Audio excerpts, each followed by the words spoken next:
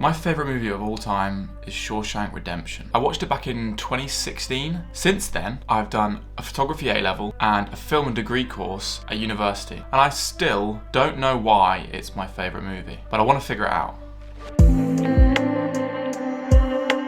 I've watched plenty of movies. Plenty. Some of my favourites being Back to the Future, Pulp Fiction, and a sneaky little hint to Asteroid City here. I want to figure out why exactly, a proper review, why I actually love Shawshank Redemption. Let me run through the story if you haven't seen it already, just very quickly.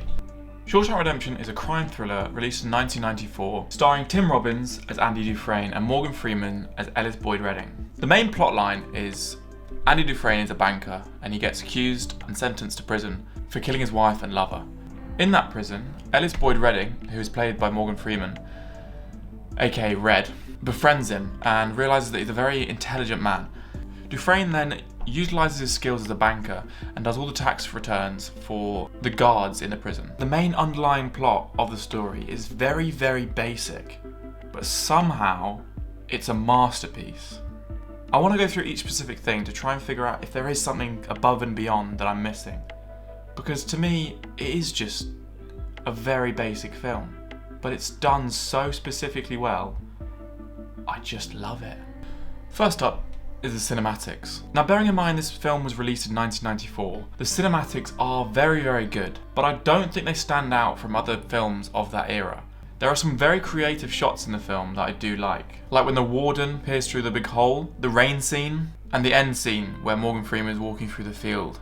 A big part of the plot is how the story is told, and I feel like in this film the story is so well told with the actual script and the acting rather than the cinematography. Morgan Freeman, being the voiceover legend he is, voices over the whole film and explains the entire thing. Second part, the characters. Andy Dufresne, I think, is one of the best written characters in movie history. I also think Tim Robbins played him perfectly, and the surrounding cast really wraps the whole group together. As an aspiring filmmaker, I do take a lot of inspiration from this film because it's the sort of style that I think I would use if I was to make a film. Number 3, the reveal. As I said before, it's a very basic storyline. When I watched the film, I thought the audience would realise what was going to happen before the reveal actually came to be. Everyone knows a good movie ends with a happy ending. I think the director knew the audience would expect what was going to happen and worked with that.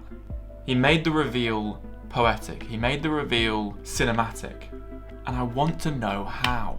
I wasn't around when this film came out, in all fairness. I don't know whether it was generational, I don't know whether it changed the way people made films, but it seems like the sort of thing that a lot of people have taken inspiration from. And when I ask people about what their favourite films are, this film comes up quite a lot. I've always loved it. I don't know why I've always loved it. Ever since I first saw it, I just loved the way it's made. As I said before, I would want to make a film like this, and if I do make a film, I would take inspiration from this. Masterpiece.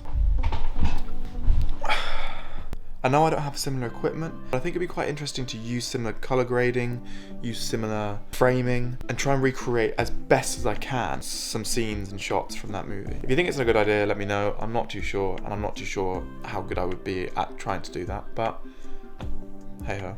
I know it's a bit of a short one, it's quite concise, and it's not a vlog, but I've just had a few amazing, relaxing days the last few days after coming back from France, and I didn't really have much else to do. So I hope you enjoyed this video. I will love you and leave you. Thank you for watching. Ciao.